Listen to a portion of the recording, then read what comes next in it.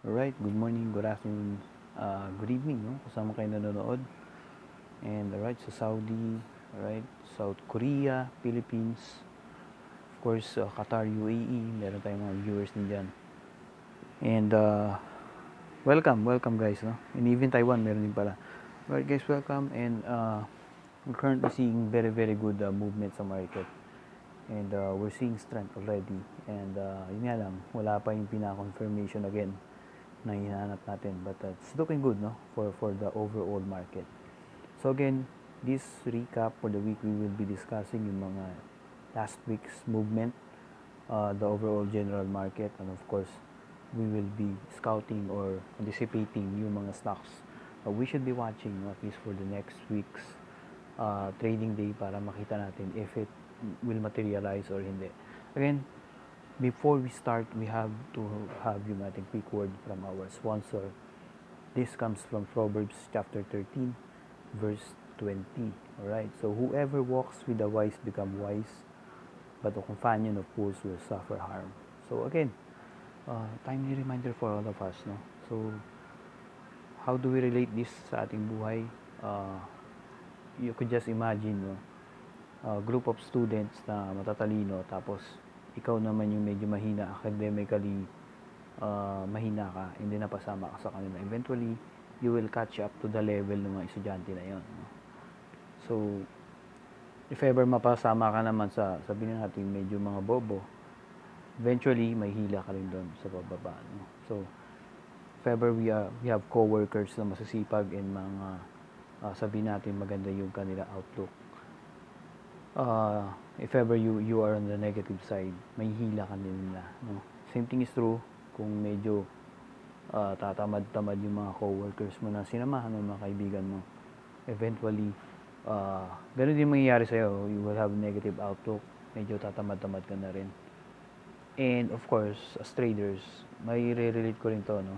Sa trading, may mga pagkakataon, no, na yung mga kasamahan mo na nag-umpisa, eventually, since lagi silang talo or lagi silang on the losing side of things, eventually, you have to, iwasan, no, discussing yung trading sa kanila, because, yun nga, mahahawa ka sa kanila, no, sa thinking nila, and then yung to seeking self-improvement, especially yung mga talo lagi sa market, medyo yan nagiging stagnant sila, no? Unlike yung eventually profitable and winning trades, laging on the path of personal growth yung mga yan, di ba? Of course, alam niyo naman yan, di ba? We read books, podcast, tapos experiences, we do yung even yung video ganito nakakatulong, and of course yung trading journal, no, doon talaga maliit yung mga bagay na separate yung winning traders sa losing traders. So you might well as push, no, sa inyong trading journey, no? So again, once and for all, kaya ko sinasabi to, I just want you to realize, no, na how very important yung reading the Bible, because not only sa daily lives natin, no, there are lots of nuggets of wisdom na makikita mo dito, especially sa book of Proverbs, no, na sinulat ni Solomon, pinakamatalino, no, I mean one of the gifted when it comes to understanding, no, and wisdom. So again, read your Bible again and again, and bigyan nyo ng oras itong pagbabasa nito, and I'm telling you, you will definitely discover more, no? Right, so again, before I start, I just want you to realize, no, na in trading there's no 100%, no. Ito yung mga sinasabi ko, I'm just telling you yung aking nakikita, and that is not a guarantee, no.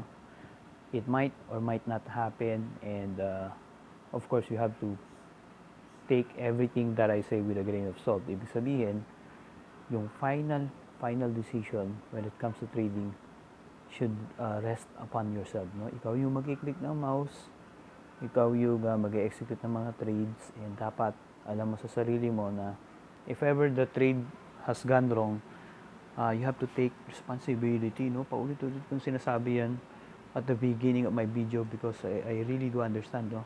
Na probably there are 5-10 people na makakarinig nito and baka hindi nila napapakinggan yan, and I think that's one of the key uh, insight na dapat mo malaman, no, when it comes to trading.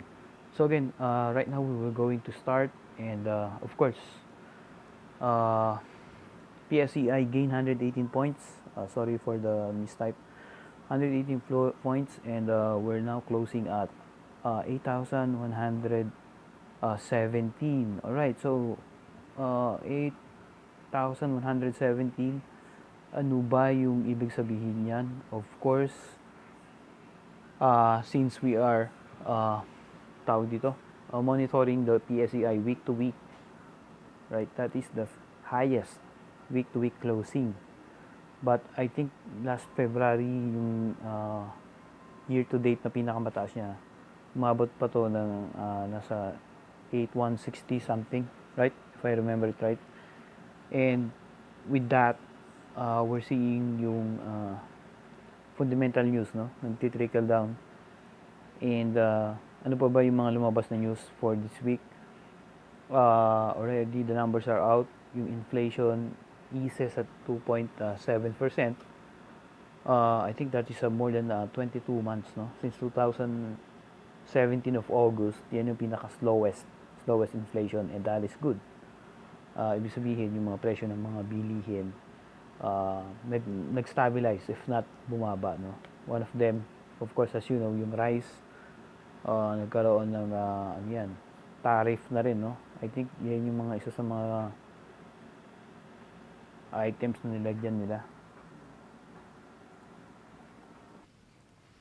Right, and of course, alam niyo naman yan, we're seeing yung easing of trade tensions globally.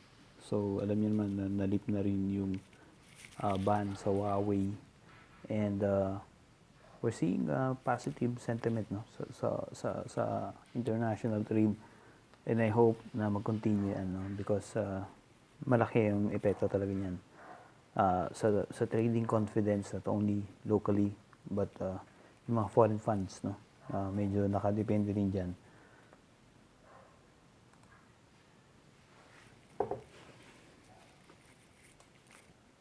So again, that is, I think, two of the key items or key news na lumabas during the span of the week na malaking epekto sa atin. Alright, next on a watch, makikita naman natin dito, no, sa PSEi,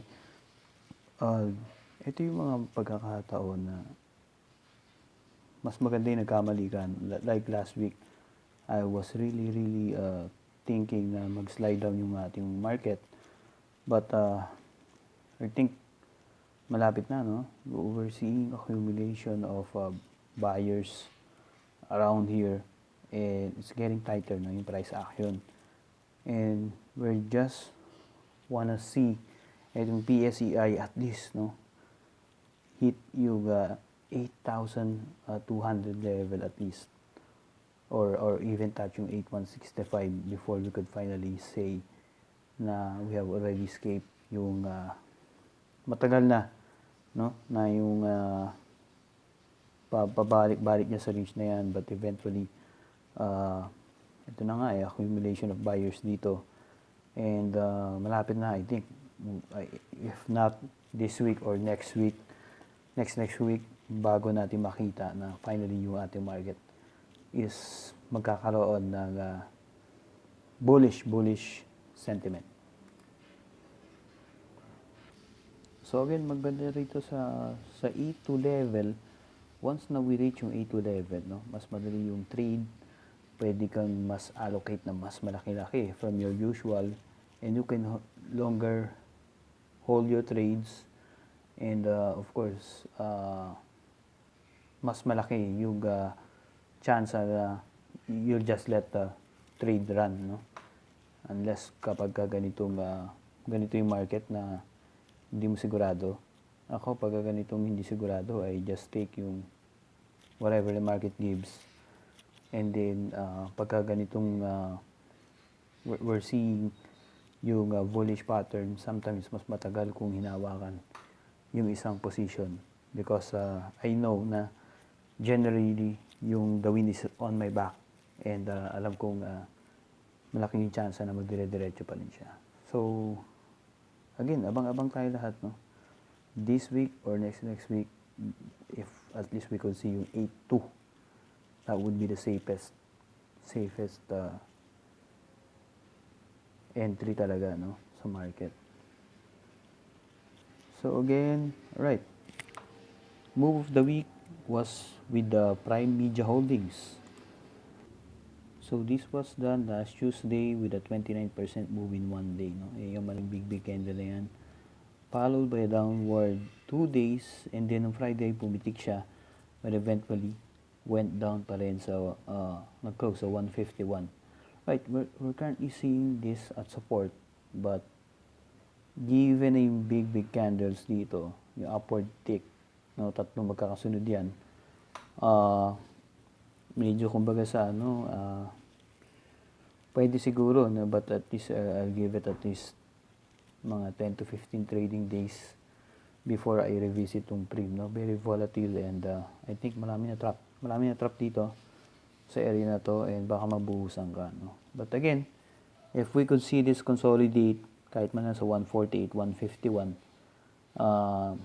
at least ako bibigyan ko muna to ng oras, no, to consolidate muna, kasi I think marami pa rin naipit doon, and you don't want to get and generally speaking, mas maraming ibang position na pwede mo i-trade, no, bukod dito. Again, this is a very speculative stock, mabilis pataasin, and again, if I were the one trading this, intraday lang. Other than that, I would not hold it on a swing, much less trend following, no. Mahirap i-trade to, and mabilis magsara yung window of opportunity mo para may benta yon, no. Baga sa mabibilis, and mahirap talaga i-pin down itong mga ganitong trades. Right. Again, second week of July, and ang ating sentiment ibibigay dito would be 6, no. I'm really bullish, no. Again, if the index touches 8.2 for the week, I'm really bullish, and of course, the last 2 news na nag-take effect, of course, hindi mo mahuhulaan yan unless you are really talagang hindi mo mahuhulaan yan na magkakaroon ng easing of trade tensions, and then yung pagbaba ng inflation. That's 2 good news, no. And of course, Philippines is one of the strong economy, no, not only in the Southeast Asia region, but as a whole, no, sa Asia, isa sa mga bright spot pa rin yung Philippines, no. And of course, sana, no, really makita sana natin na yung index ma-hit yung A2. Maganda, no, for all of us. Right, let's now go yung mga positions that we should be watching. And again, take it with a grain of salt. Not everything that I would say is true, or should I say na magiging mangyayari, no. And dapat ka lang dito, kumbaga you're doing this for info gathering, and you're this para lang magkaroon ka ng other opinion or another bird's eye view, no, from the vantage point of other traders. Of course, ginagawa ko naman to hindi para i-hype kayo, but para tawag dito, malaking rin sa akin to, growth. Of course, tulad ng sinasabi ko sa inyo, medyo I'm trying to reach another step, no, another level, and I think this is one of the things na I should be doing, no, para kumbaga sana tumaas talaga yung level ko rin. And of course, diba, panay-promote ko sa inyo na to read your Bible. Yun lang naman yung motivation ko rito, eh. Again, no, let's now start yung review. We have yung Artaland, no? Yung ALCO. Nagpakita, no? Nagpakita ng surprising move. I think this was Wednesday, no? Yung candle na to. It did touch yung 1 peso and above, but eventually it was rejected, no? Right, so Thursday and Friday, it's kind of really hesitant, no? With at least closing very, very, no? So ako, nakikita ko dito, probably one more downward accumulation, no? At least above 80, 82, magandang mabili na yan. I mean, 92 pala, no? Of course, 92, around that area, 1992, magandang bili na yan. And, maganda lang dito sa ALCO, ang ganda ng formation niya. Of course, maganda, no? Parang mini cap. Of course, alam niyo naman, profitable talaga to. Or, much better, antayin mo lang ma-break to. Itong 105 area, basta mag-close yan dyan, yun ang isa pa mas maganda, no? Sa ALCO. If you don't wanna spend time around kasi hindi mo alam kung gaano katagal to mag-formation, you just wait, no? Ma-break yung 105 bago ka pumasok. Lalo pat pag gumanda yung market, napakagandang yan. Napakagandang pasukan nitong ALCO. Next on the watch list, of course, ang tagal na natin nakita to, no? Itong APH, of course, since the break of 82 level, no? Dire-diretso, and right now, biggest volume last Friday. Medyo delikado, no? Medyo delikado yung ganitong formation, but siguro para mas maganda-ganda yung entry mo, if I were the one to re-enter itong this, bibigyan ko ng mga 91 level, 90-60. Dito ako mag-aabang ng konti para mas maganda-ganda yung leeway, no? But sinasabi ko lang naman delikado kasi baka i-close niya rito, no? Baka biglang mag-close na mabilis. But the good news is, no, fundamentally speaking, of course, yung mga recent disclosures nito na at least mga 130 plus pa nga yung ibang fair value, but of course we would not be going to let that influence us. Maganda lang dito, recently there's a buyback program na I think maganda maging epekto, no? The last one of the key indicators na maganda itatakbo ng stock is mayroong buyback, no? I mean, ibig sabihin may sweeper, no? If ever yung stocks na pull back, medyo doon bumubomba yung yung bumibili, and of course medyo malaki-laki yung appropriated buyback program, no? So again, tulad yung sinasabi ko, yung nangyari sa FPH, dito yan no? Dito nag-umpisa yung action. After the dividend was announced, tumaas yan.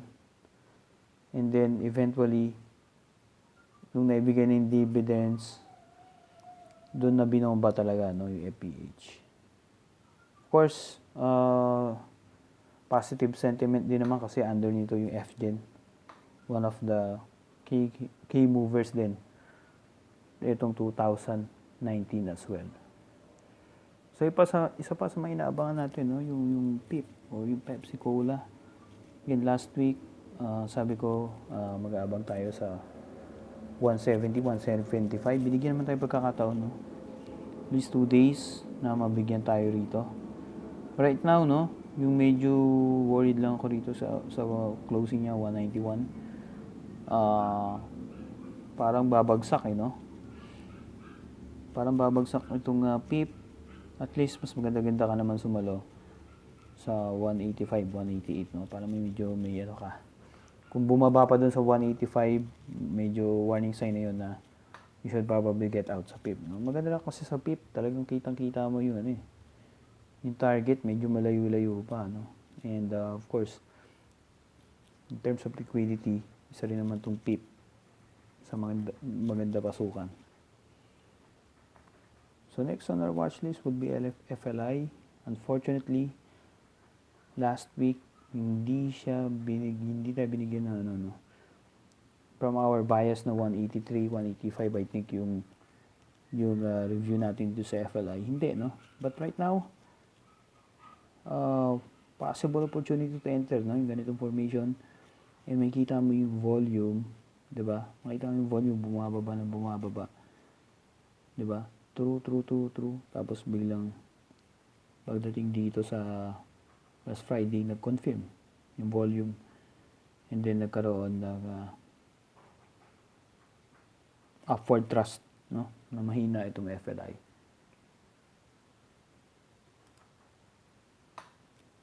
Again, put this on your watch list again itong FLI.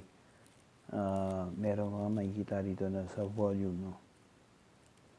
Nag-confirm yung volume and maganda pa rin yung mapasukan in terms of liquidity itong FLI.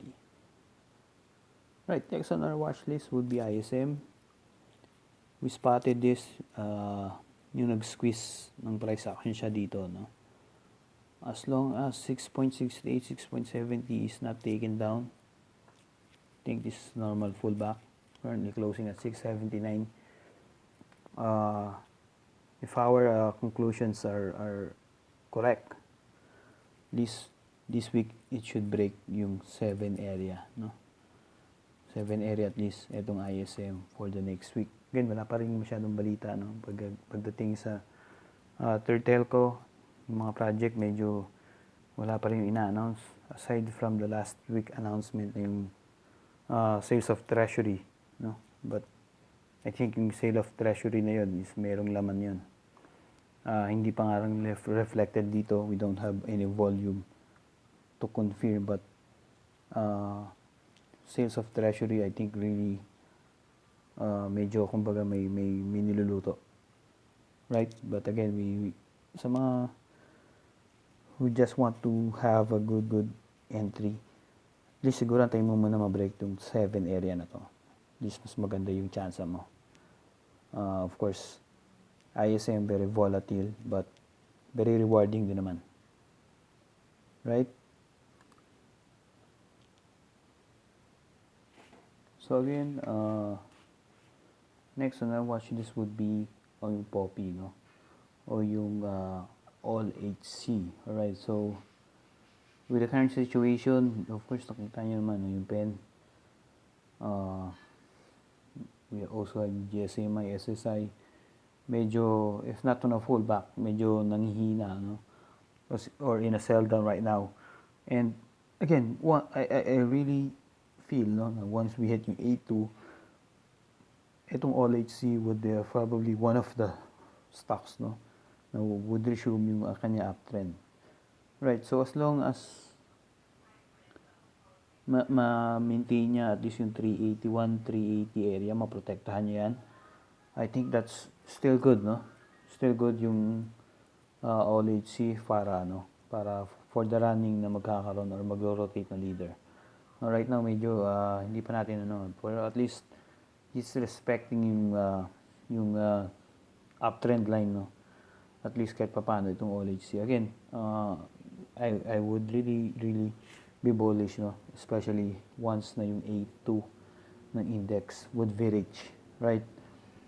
Right, sa mga last but not least sa PHA, meron tayong nakikita small volume or small movement dito sa PHA, but generally speaking, wala pa yung parang pinaka confirmation, no? Again, maganda dito sa PHA is very good risk to reward ratio, no? This ang isa sa mga solid na nakikita natin na talagang magre-resist to is around the 120, 130 area, na medyo malayo-layo pa.